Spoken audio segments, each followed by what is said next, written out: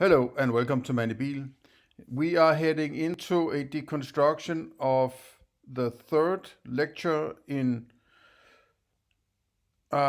Keith Frankish's series on Illusionism, and this one is going to be a deconstruction of a lecture that is almost 2.5 hours long, and it's the case 4. I don't know why the text doesn't show up in this window of mine. I have some the text on the YouTube window of his. I have some connectivity issues at the moment, so that hopefully I don't run into many, but there might be some. So let's see how it goes, right? This is the case for illusionism, so let's see what happens.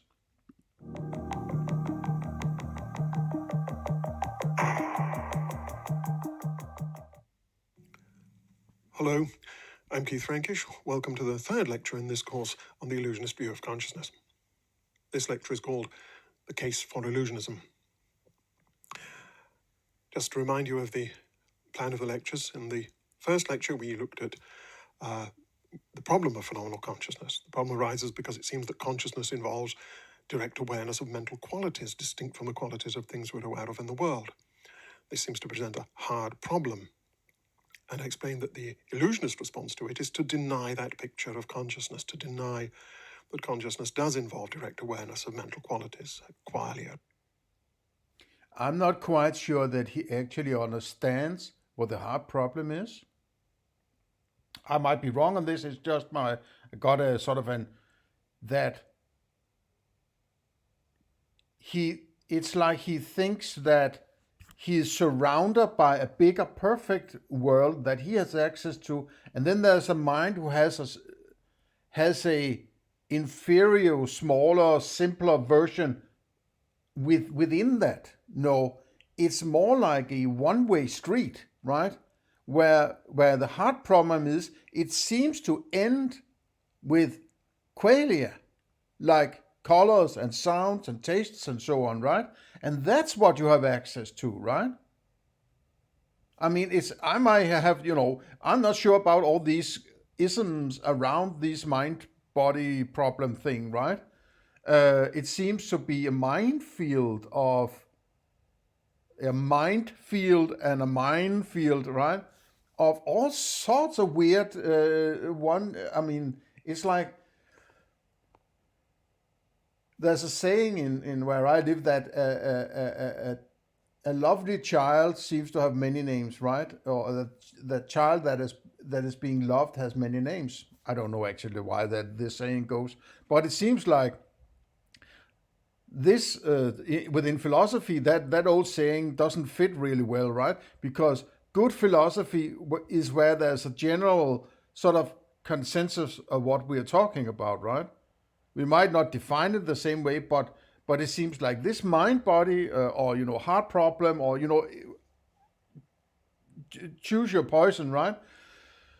It seems to have so many both interpretations of what we're talking about and what we mean by certain terms and whether or not it's circular or a straight line, or it's like everything is up for grabs basically, apparently, right? And that's worrying to me. Now, I might have misunderstood Keith Frankish here, right? But it sounds to me like he's seeing the external world as a big bubble, and within that bubble, there's a little mind qualia bubble that is insignificant compared to that big world outside, which he has apparently a perfect access to, right?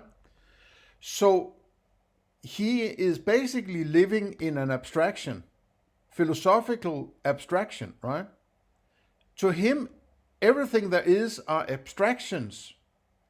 And those qualia are unimportant because he has got all those abstractions, right?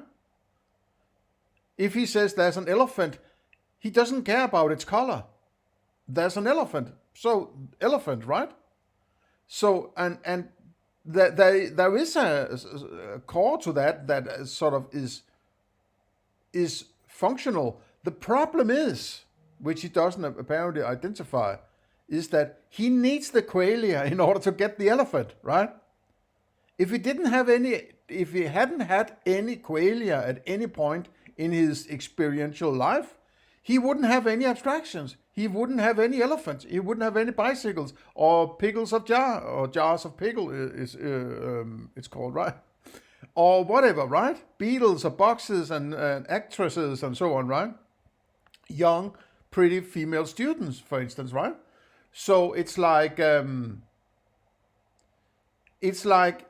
I came up with the analogy that if you drive to the grocery store to get groceries, when you got down there and jump off your bicycle, you're saying, I don't need bicycles anymore. Bicycles are, whatever, right?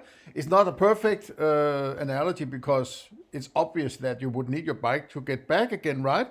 But it has the same kind of, there's a foundation that you are not really interested in, rather than you're not interested in the bicycle. That's just a tool to get where you want, which is the grocery store, right? The qualia are just tools to get to the elephant, so to say, or the young female student, right?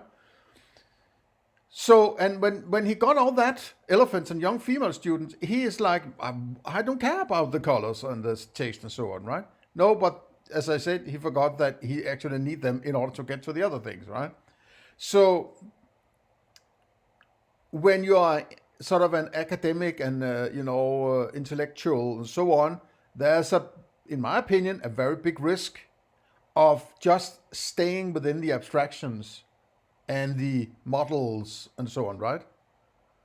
Because that's what you really want to get to when we are experiencing the world. We want to get to the abstractions, right? The cognitions, the elephant and so on, right? We're not really interested in the color of the elephant, but we want to know whether it's an elephant or not, right? We want to know if it's a tiger or not. We want to know if it's a cheese sandwich or not, right? There's a value, ultimately there's some kind of rationalization or value judgment stemming from those particular objectifications. So it doesn't matter if it's yellow cheese or brownish yellow cheese, as long as we know it's cheese and it's okay cheese, right? So, but in order to get there, we needed those colors and sounds and so on in order to identify the cheese, right? So that's what he forgets. Okay, I think I've beaten that horse now. Phenomenal properties, what it is, likenesses, the various labels he used. In the second lecture, we started to build the case for this illusionist view by looking at arguments against the alternative realist view, the view that consciousness does involve awareness of qualia. And we looked at a variety of arguments. Consciousness require? No, you don't have, now it's also a question of definitions, right?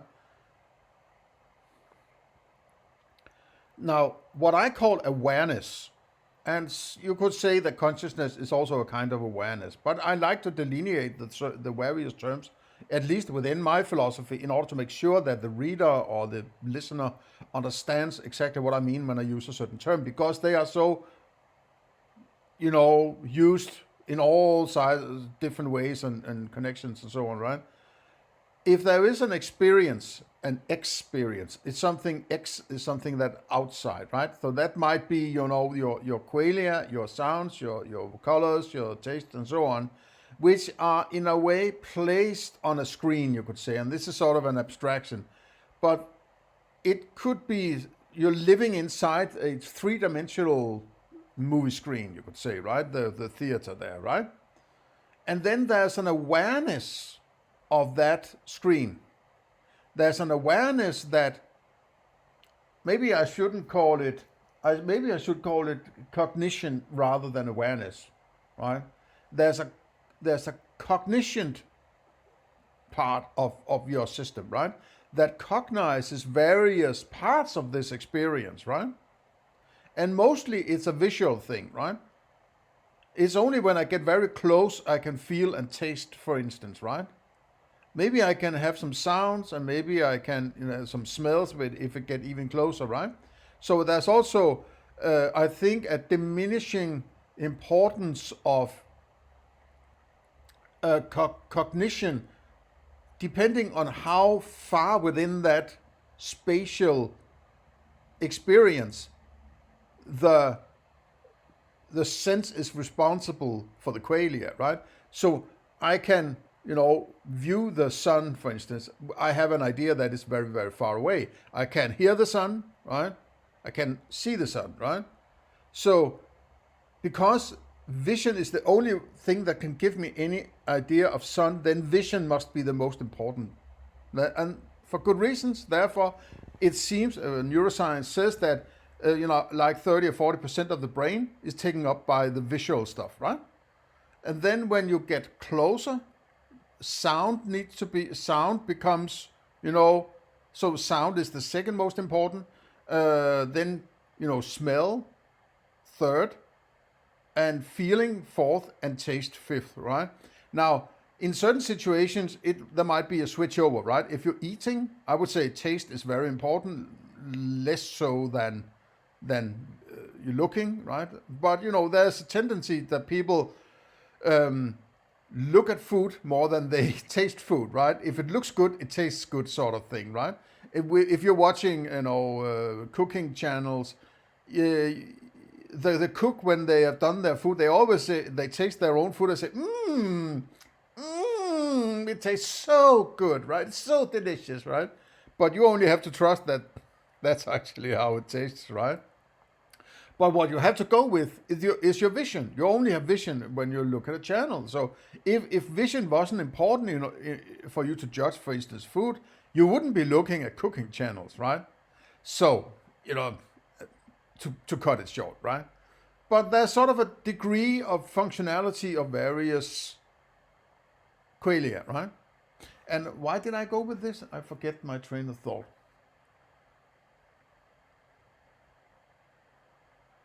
Yeah, it was about, the screen, the cognition, and the awareness, right? Okay, so let's put it this way. You have a screen, you have an ability to cognize within that screen, but like elephant or tiger or bicycle, right? And you can then be aware of that cognition. When you're aware, that's a way of saying you are conscious of your cognition, right?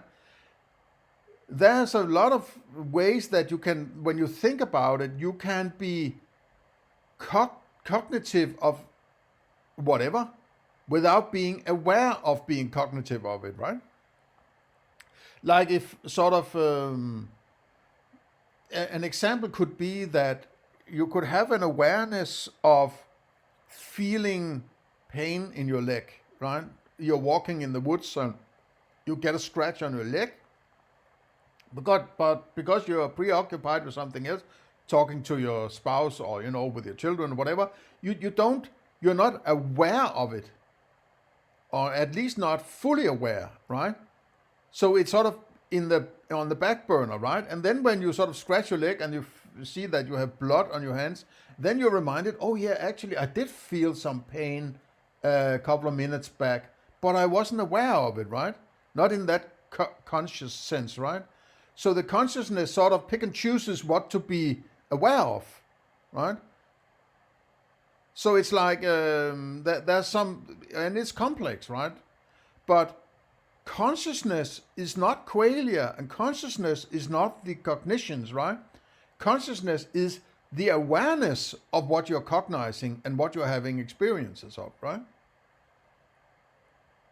That's how I would categorize it. Something along those lines, at least. So it's just, he might have a different definition, and I would have to be fine with that. I'm not Mr. Definition, right?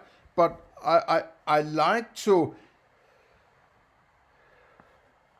It's when people deal with these matters, metaphysics. These terms are just thrown around without usually any very good definition, in my opinion, or categorization, and see, okay, the delineation of this definition is to here, and then we have this part which I define in this instead, and so on. So you have a clear idea of what we're dealing with, so that when they use the term, you know what they're talking about. Otherwise, it's more on a sophist level that they are using your preconceived ideas without actually clarifying whether or not they match what the guy is using the term is actually thinking of, right?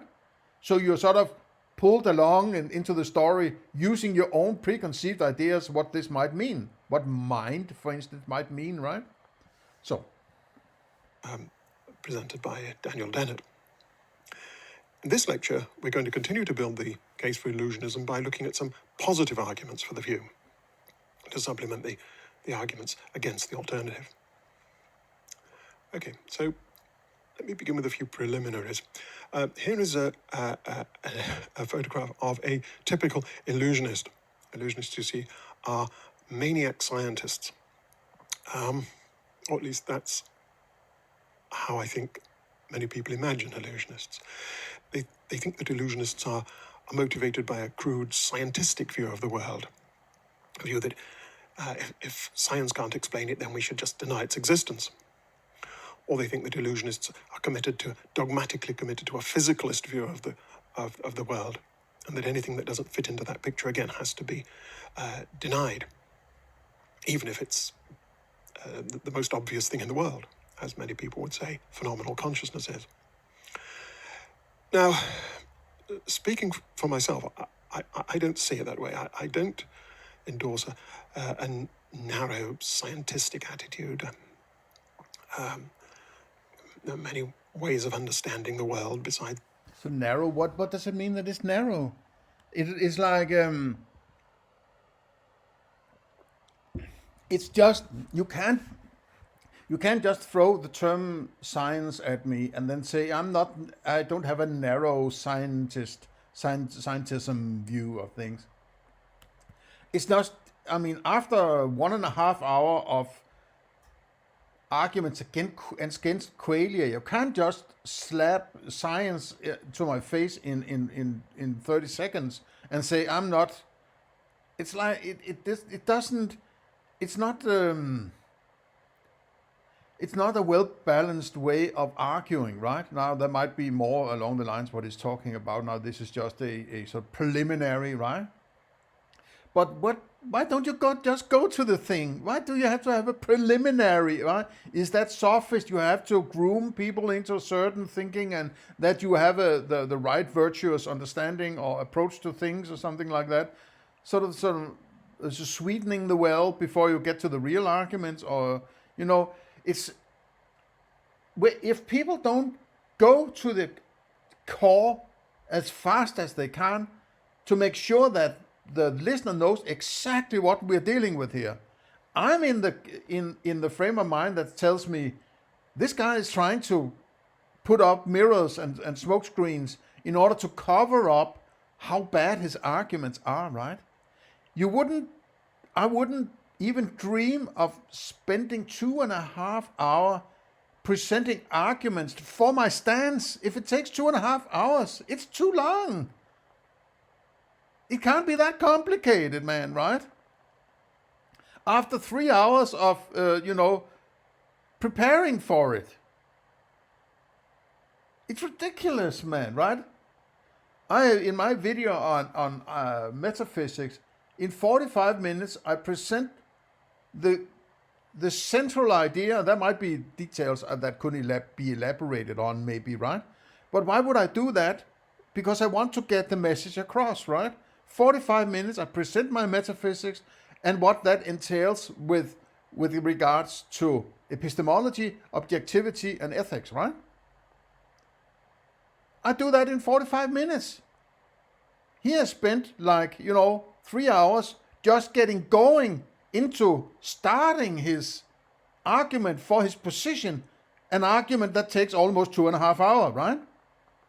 It's ridiculous, man, right? If you want people, these are central core ideas for a human being.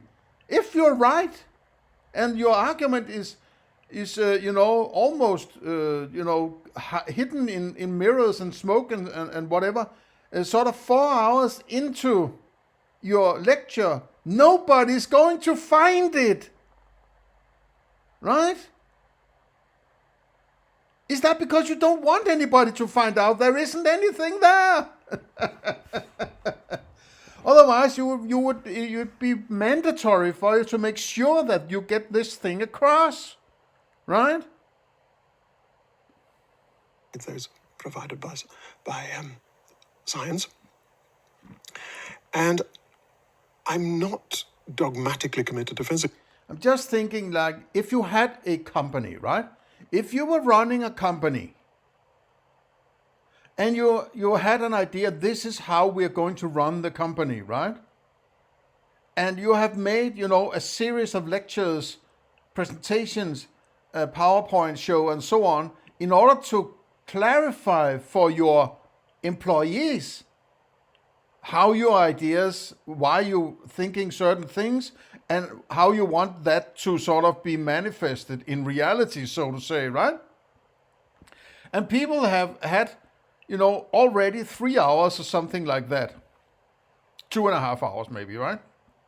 I don't remember exactly how long the first part was. Well, the second part was 1.5 hours. And the first 2 lectures were, this is how I don't want to do it, right? And these people in that company over there, they're doing it the wrong way, right? And now it's the third lecture, and you're going to tell your employees, now I'm going to argue why I think this is a good idea, right? And it's going to take me 2.5 hours, right? Of all sorts of whatever arguments in order to clarify to you what we are going to do in the future, right? It's ridiculous, man, right? It's like you need 12 slides, 10 slides, right? Big font, 10 slides, and 30 minutes, right? I think there's the 10, 20, 30 rule by Guy Kawasaki, a sort of an old Steve Jobs guy and Apple, and he's sort of, there's a lot of things I don't like about him, but at least he has a very sort of cut to the bone kind of attitude to how to do various stuff. And in order to present something, he says 10 slides, font size 20 and 30 minutes, I think. That's something like that, right? You have half an hour, you get 10 slides, and you use font size 20, right?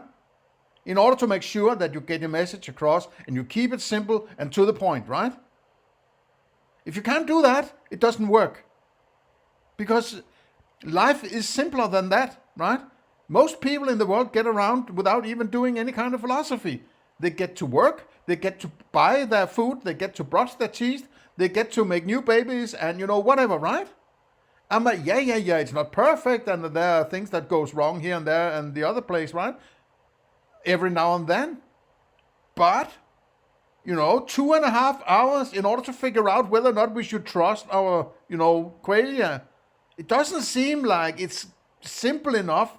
There's something that just hasn't been dealt with because you need to argue this way, right? And this is not a fundamental, it doesn't feel like a fundamental presentation of metaphysics as such, right? This is just gymnastics to get around qualia. That's all I can hear so far, right? I don't see it as a fundamental metaphysics, right? This is basically what he needs to jump around hoops in order to get to say, okay, I don't care about qualia. And then we don't need to take care of the hard problem. Then we can carry on with our physicalism or something like that, right? So it's like, if I took out 5 minutes of my metaphysics presentation and then turned it into a 6-hour series, right? Something like that. I don't get it, right? Well, I do get it. And the problem is that this guy is not into selling anything, right? He's not into solving anything. He's into doing his intellectual gymnastics so he can keep his job, right? He wants to create smokes and mirrors so you sit in the end and say, I guess he's got a point, right? I guess right, it's taken me 6 hours to get through this, and I'm not sure what to think, right? If this should take 10 minutes, right? 5 slides, 10 minutes, 15 minutes maybe. I'll give him the 30 minutes. Okay. 10 slides, font size 20, 30 minutes, done, right? That's what you need. And if you're doing a complete metaphysics with, carrying on into epistemology and ethics, I'll give you 45 minutes or maybe an hour, just like I spent, right? So, I don't buy this. It's simply too complicated for this kind of simple idea that your qualia are not important, right? Because the hard problem is only concerned about why are the qualia that sort of correlates with certain objectifications, right? Why is a banana yellow? I know maybe that's a bad way to put it. What is it about yellow that means that it needs to be yellow, right? Why isn't it not smell of roses instead? Why do I need yellow rather than smell of roses in that particular experience? And it seems to keep repeating. Whenever I objectify banana, I seem to have yellow. Maybe it's the other way around. Every time I have that particular yellow, I get banana. Or, but it's that it seems to end with these qualia. I know there's objectifications and cognition, so as I talked about, but it's this thing that why does it need to become yellow, right? What is it about that yellow experience which is so different from anything else that we seem to have an idea of, right? That is inexplicable, apparently, right? There's nothing about the yellow that tells you why it needs to be yellow, right? So instead of trying to come to grips with this yellow thing, he would rather say, well, let's figure out how to say it doesn't matter, rather than say, let's take it very seriously, right? And in order for him to say it doesn't matter, he needs to apparently spend 6 hours or something like that, or maybe more, or maybe it's 8 hours, I don't know, right? Now that doesn't sound to me like a good argument, right? An argument that takes 8 hours is not good for me, right? That's not good enough. You should, basically be able to cover the whole of the history of philosophy in 8 hours, right? If you get get yourself together, right? And this simple argument seems to be just adding a lot of weird stories and examples and cherry picking and throw it at you until you say, okay, I guess it's right. Something like that, right? That's what I see, so far at least. Physicalism. I do think physicalism is a good working hypothesis, but I'm not dogmatically committed to its being true, and if there were good reasons for rejecting it, I'd be perfectly willing to do so. I'm not motivated in that way. I'm motivated simply by a desire to find the best explanation of consciousness. And so why are you concerned about finding the best explanation of consciousness by rejecting something? You are very concerned about pushing things away before you explain consciousness, right?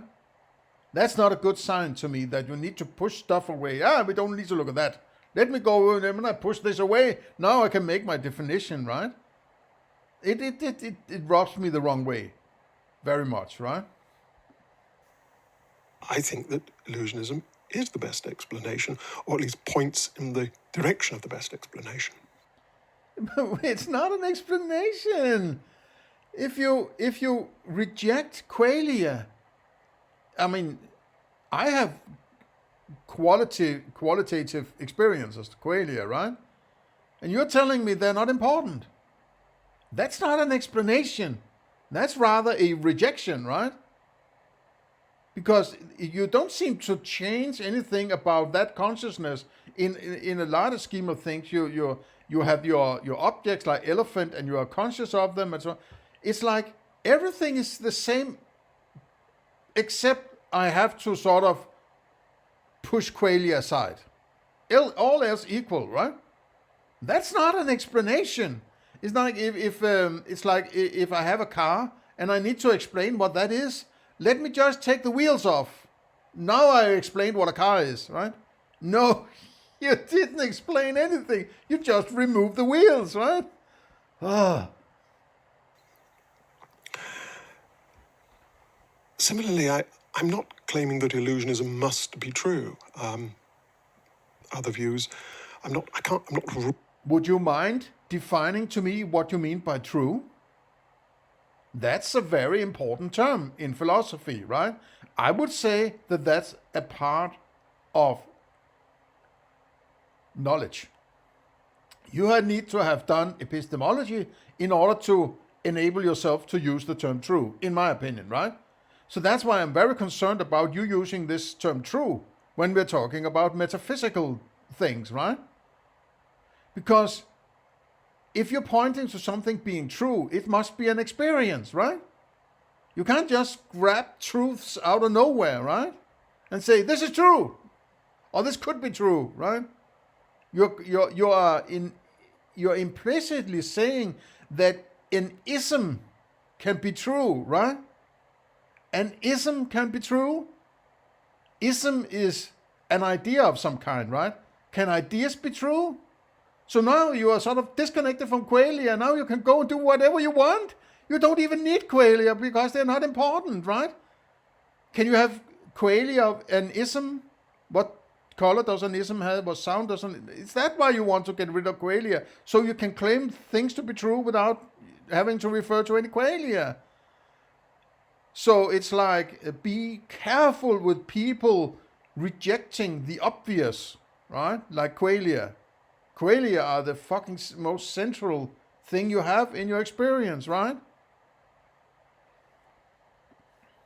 Ruling out other views a priori, they might well be true. In fact, all I really want to insist on here is that illusionism might be true, that I'm asking you not to rule it out. It might be true, yes. There might be a Santa Claus on the other side of Mars, right? On the dark side of the moon. It might be true, right? You can't rule it out, right? Right? You can't rule out there's a God, right?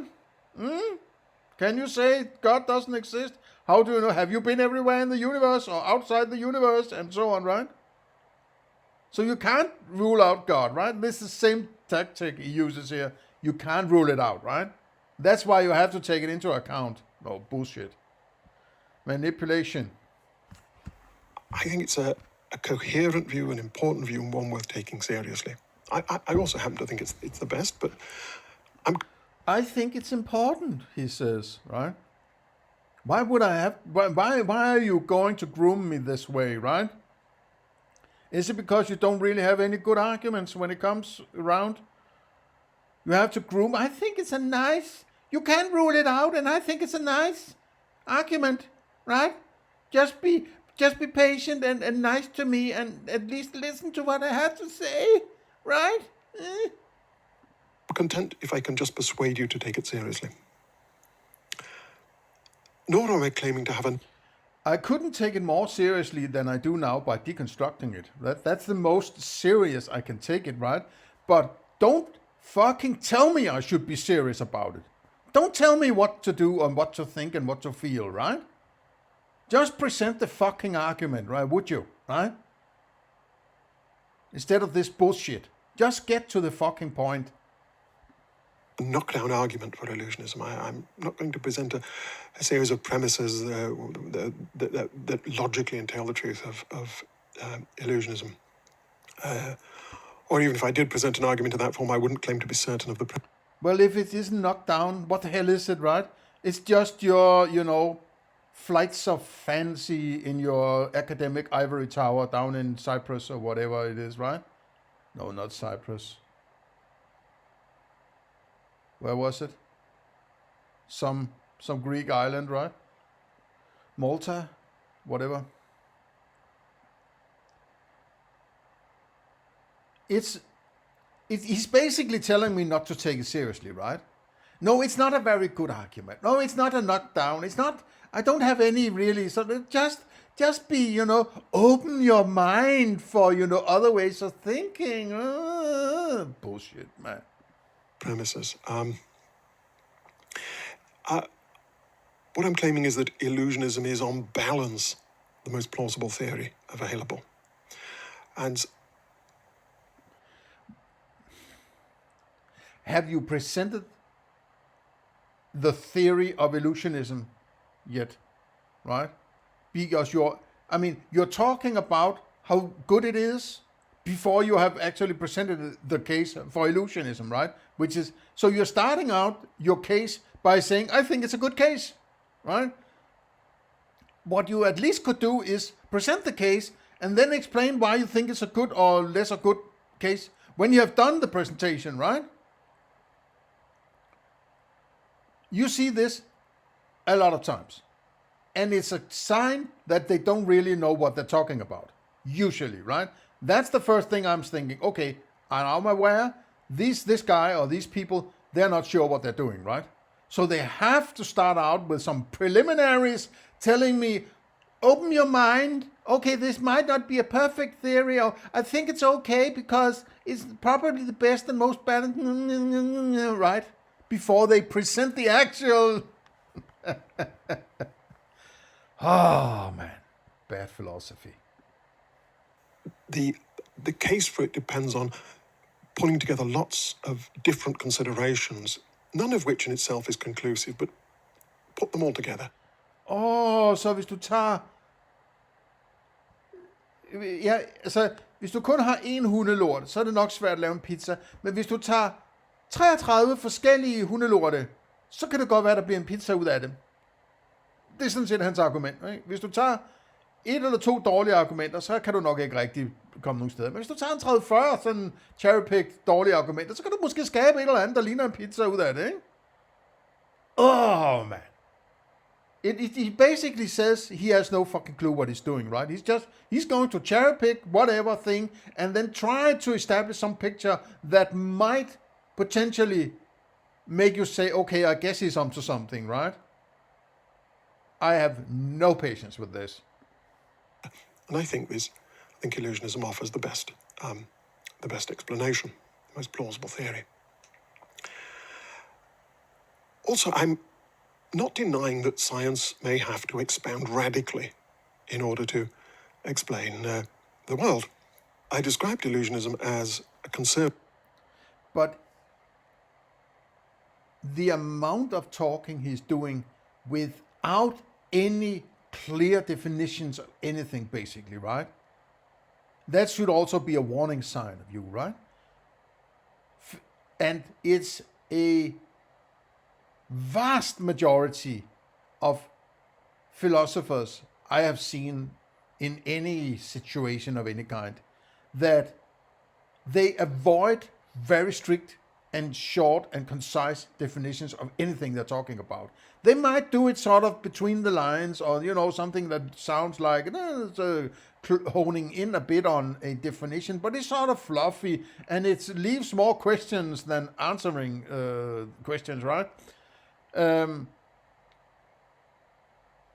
If a philosopher avoids definitions, it's because they don't know what they're doing. Right? Now, the first time presenting some philosophy is attempting to do it, they might not have thought all ends through. But if they are not saying, this is just my preliminary thoughts, I haven't reached a definition yet, I would like to wait with a definition before I have seen all ends of this, or at least I'm convinced that, then I'll give you my definition, sort of, something along those lines. So you feel you're not being dragged along and manipulated, right? Just throwing words at you. Because words are not philosophy as such, right? Words are presenting a philosophy. So you have to be careful how you identify and, manipulate your own philosophy based on somebody's language, somebody's words, right? It might as well just be them trying to manipulate you in order to get over on their side without them actually knowing what the hell they're doing, right? There's a very strong urge in human beings to be a part of a group, right? if you're alone with your ideas and it doesn't feel as good as if there are thousands of people who think the same way as you, so to say, right? It's a lot of this being alone on an island and people don't want to be near you because you have a different opinion, right? This is scary for most people and certainly for women, right? That's where there are a lot more philosophers who are men than there are women. Women toe the party line, right? They tend to adapt to whatever power structure there is, right? And there might be more than one, usually, right? Men are the one who say, no, I have a philosophy. I actually think it's a good philosophy. Let me present it to you. Right? And I might convince you that I'm actually on the right track, right? So, just my thought. Conservative theory, in the sense that it claims that consciousness can be understood within a current scientific framework or within modest expansions of it, that we don't need something like a scientific revolution to understand consciousness. Now, that doesn't mean that I'm ruling out scientific... What do you mean, understand consciousness? Are you trying to explain consciousness now? I thought this was about qualia. I'm confused now because it seems to me that you need to argue your way out of qualia, right? And that illusionism, is it that consciousness is an illusion or what? Because if it's qualia that's an illusion, then your whole philosophy or your idea called illusionism is saying that which the name of my philosophy refers to something I want to get rid of, right? That's also weird, kind of, right? Come to think of it. And now he's sort of talking about how to explain or something like that consciousness. You can't do that, right?